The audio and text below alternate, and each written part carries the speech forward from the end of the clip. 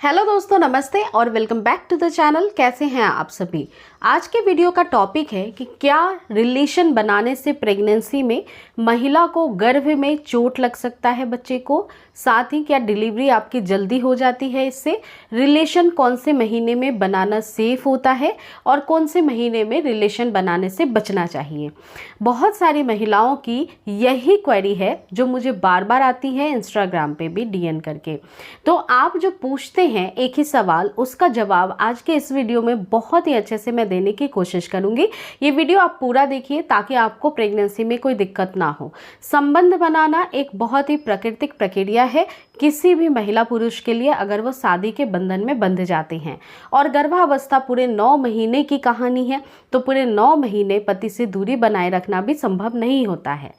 तो इसको मैं 3 चरणों में डिवाइड करूंगी, जैसे कि पहला ट्राइमेस्टर, दूसरा ट्राइमेस्टर और तीसरा ट्राइमेस्टर।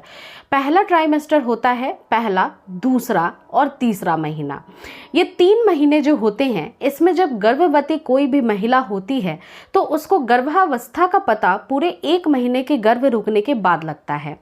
तो जब आपको प्रेगनेंसी का पता लगता है उसके बाद आपको 2 महीने और बचते हैं। तो ये 2 महीनों को बहुत नाजुक माना जाता है।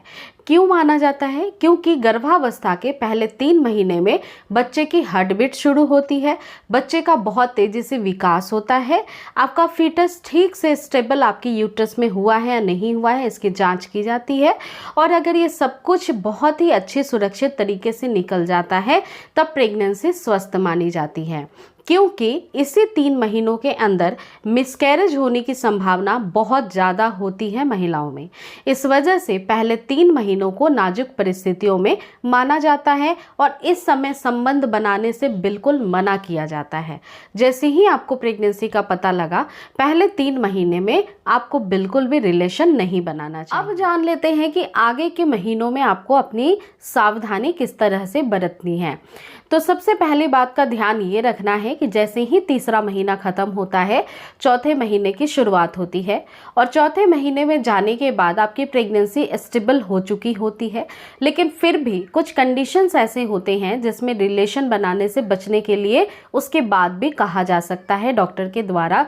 जैसे आपकी प्लेसेंटा प्रीविया की कोई प्रॉब्लम है, बच्चे की प्लेसेंटा से जुड़ी हुई कोई परेशानी है, लो लाइन प्लेसेंटा है आपका, या फिर आपको काफ़ी ज़्यादा हाई बीपी की प्रॉब्लम है, आपके गर्भ में 1 से ज़्यादा बच्चे पल रहे हैं, आपकी अगर पहले कभी मिसकैरेज हो गई थी या फिर कभी प्री मैच्योर डिलीवरी हो गई थी, या फिर स्वास्थ्य संबंधित कोई समस्या तो नहीं है जैसे पेट दर्द होना या फिर किसी भी प्रकार की अंदरूनी परेशानी, तो ऐसी अवस्था में डॉक्टर फिर से रिलेशन में ना रहने की सलाह देंगे, क्योंकि आपकी प्रेगनेंसी जो है वो थोड़ी सी रिस्की प्रेगनेंसी है।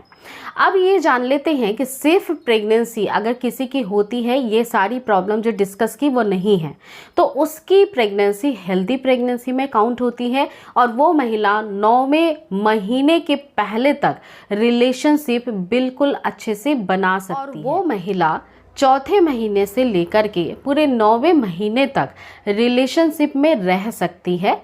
लेकिन बहुत बार ऐसा देखा जाता है कि अगर बच्चे ने अपना सर नीचे 7वें 8वें महीने में करना शुरू कर दिया है तो डिलीवरी पेन शुरू हो जाता है, डिलीवरी जल्दी होने की आशंका होती है। इसीलिए चौथा, 5वां और 6ठा महीना 4, 5 और 6 मंथ को काफ़ी सेफ माना जाता है।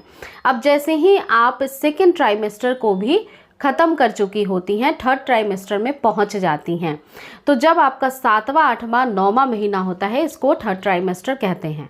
और इस दौरान आपके गर्भ का आकार बहुत बढ़ चुका होता है, बच्चा बहुत तेज़ी से विकसित होता है। तो इस समय अगर हेल्दी प्रेगनेंसी है तो संबंध तो बना सकते हैं, लेकिन देखना ये है कि संबंध बनाते समय एक्साइटमेंट में कोई ऐसा काम नहीं करना है आपके हस्बैंड को जिससे पेट पे दबाव पड़े, सर्विक्स का यानी बच्चेदानी का मुंह समय से पहले खुल जाए।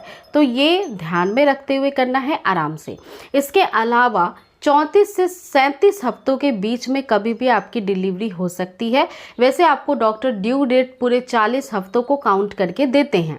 तो अगर इस वक्त में डिलीवरी हो जाती है तो बहुत अच्छी बात है, और अगर डिलीवरी 37 हफ्ते कंप्लीट हो गए हैं या ड्यू डेट डॉक्टर ने दिया अब कंप्लीट हो गया है, तो कुछ काम कर सकती हैं, जैसे कि रिलेशन बनाना इस समय बेस्ट माना जाता है। रिलेशन बनाने से आपका सिविक्स जो है वो डायलेशन प्रोसेस में जाता है, उसका मुंह आसानी से खुलता है।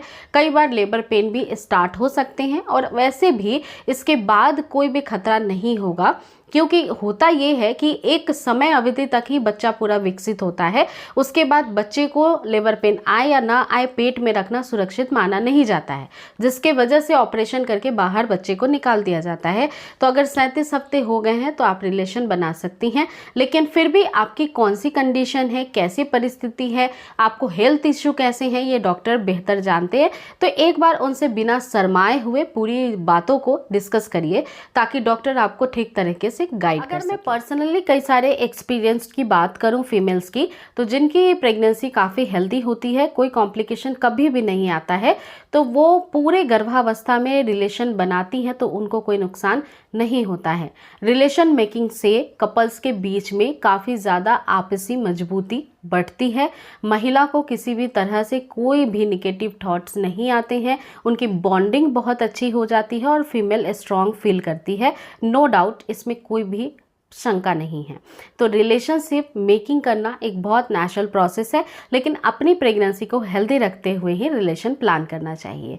तो उम्मीद करती हूँ कि आपके सारे ही क्वेश्चंस के डाउट मैंने क्लियर कर दिए हैं। फिर भी कोई रह गई हैं तो आप मुझे इंस्टाग्राम पे पूजा घर संसार आईडी है जिस पे डीएम कर सकती हैं, या फिर नीचे कॉमेंट सेक्शन में कॉमेंट को मेंशन कर सकती हैं। दोस्तों, अगर आप पहली बार चैनल पे आए हैं तो ज़रूर चैनल को सब्सक्राइब करिएगा, और वीडियो अच्छी लगी है तो लाइक करना बिल्कुल भी ना भूलें। मैं मिलती हूँ फिर अगले वीडियो के साथ। Thank you.